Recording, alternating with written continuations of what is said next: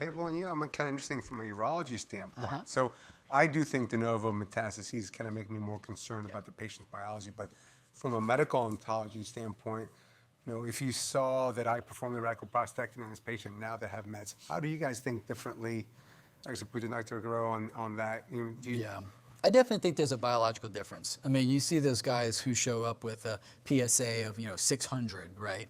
And maybe they didn't get great screening, but 5 years ago it was 5, right? So there's something different in that biology, and it may be that that's the guy who's going to declare himself an aggressive variant over time, because it's felt that these tumors are heterogeneous. You have your regular adenocarcinoma, but then there's the aggressive variant, right? And we've all seen those slides where you have the little pictures of the cells, and later on down the line there's more aggressive cells in the pictorials. So I think that those guys exist, and that's why those two trials had a heavy predominance of, if not, I think one of them was only de novo, and the de novo people just needed chemotherapy. So I think there's something to that. It's a different biology to show up with metastatic disease off the bat.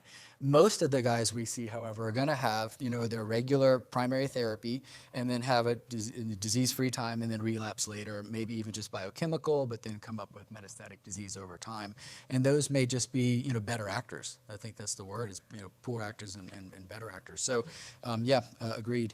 Now we also had the ARANOTE trial, and we talked a little bit about it earlier, about the fact that it was ADT versus ADT and darolutamide.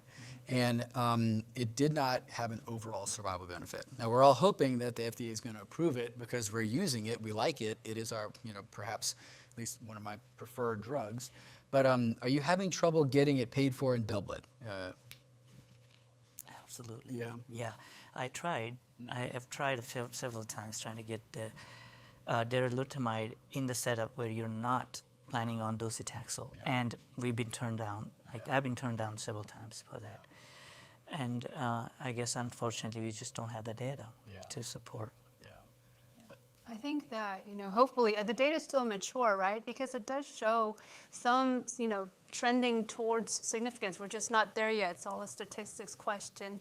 But, the ARANOTE trial does show improvement in radiographic progression-free survival, improvement, like patient pain scores, time to castrate resistance. So these are all markers that are clinically significant, I think, to patients. It's not just, is it a numbers question? So I think maybe as the data matures, we may see it, we may not, but I think it's just going to take time. Yeah. From a urology standpoint, I'm sorry, Dr. Lee, I didn't mean to jump in. One of the strategies I've used is when I diagnose somebody with this scenario, and I feel that darolutamide is the best medication for them for whatever particular reason, in my documentation, I'm referring this to medical oncology. We're going to start LHRH antagonist or agonist and darolutamide for the evaluation of chemotherapy. And so sometimes that's been successful. And if it really what the patient is best, and then maybe the decision for chemotherapy in the future is done or not, but the patient start on that medication, they tend to well, and usually you can maintain that going. But unless you have some kind of documentation that is a discussion for the future chemotherapy, and the payers usually don't like to pay for the medication. But and I've had peer-to-peers before where I tried to argue about toxicity issues and they don't buy it. They're like, sorry, you have to use something else. So let's kind of shift gears and talk about castrate-resistant disease. And one of the biggest things that's going on that I think we're all very well aware of in our system is the use of radioligand therapy. And we had a number of studies recently that really helped us out a lot. So one thing is we've been using radium-223 for a very long time. It was FDA approved back in 2013 on the ALSYMPCA trial. It didn't get a lot of use over the years, but now there's a new clinical trial that was put forth at ESMO 24, the PEACE-3 trial. And Dr. Bhanji, I was wondering if you could sort of walk us through what do we know about PEACE-3 and radium, and how was it done? Yeah, generally speaking, this was looking at a group of men with, like you mentioned, metastatic castration-resistant prostate cancer, who are asymptomatic or minimally symptomatic, with bony metastases, looking at the combination of radium-223 with enzalutamide versus enzalutamide alone. And you know, the data was encouraging in terms of an overall survival benefit and a radiographic progression-free survival benefit.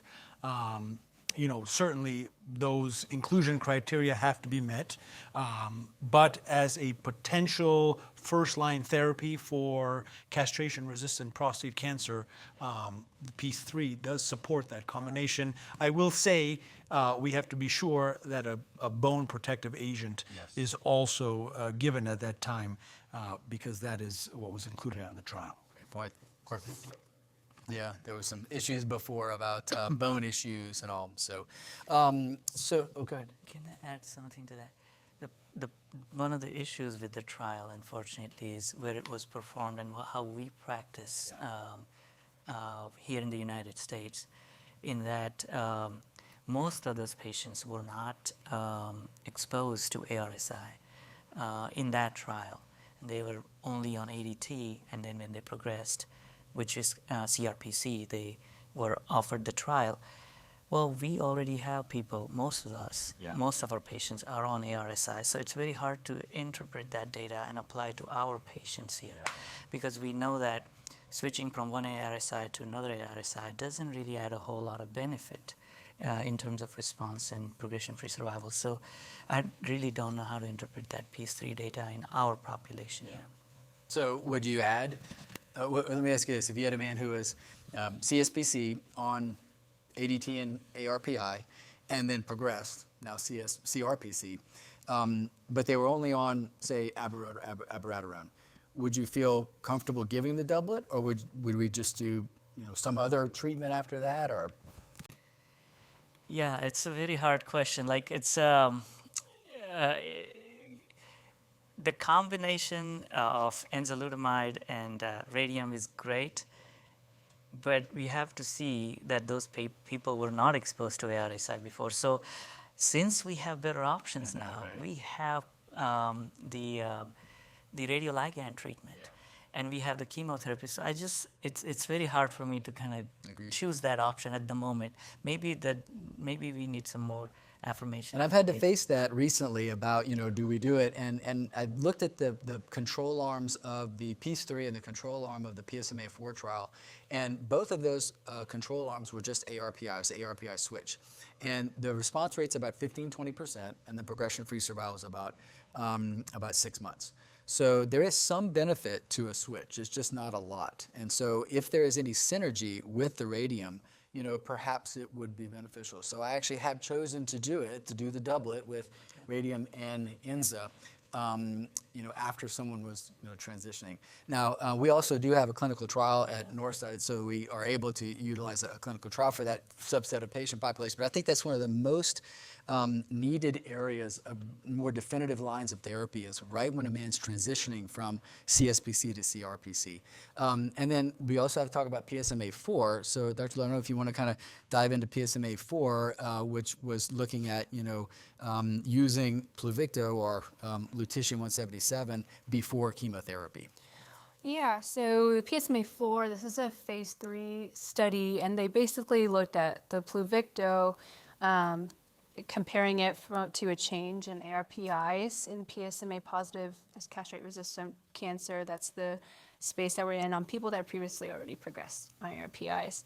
And the results of this showed that the Pluvicto significantly prolonged radiographic progression-free survival compared to just an ARPI change, like you were talking about doing a switch. Did not reach the primary endpoint in overall survival because I think that there was a lot of crossover when you look at the study. But I think, an interesting addition to the field because, I think before, sequencing is always the question, right? When new agents would come out, we'd say, well, if Abby doesn't work, then maybe enza. And I think a lot of people were doing things like that. But as these newer studies come out showing efficacy in some of these agents like Pluvicto or some of these PARP inhibitors or other immunotherapy, I wonder, what you guys think about this as oncologists. Does doing a switch just maybe handicap you a little bit because it's precious time wasted when you could have, the disease might progress and then you may not be able to do some of these other agents? I think the only time that an ARPI switches, your only option is when you have a really elderly person and they really can't take anything more. And it's actually, not a lot of men can't take Pluvicto. I mean, it's a very well tolerated drug. So, I've treated a man who was 97 before with it. So it's just really Treat soft tissue as well.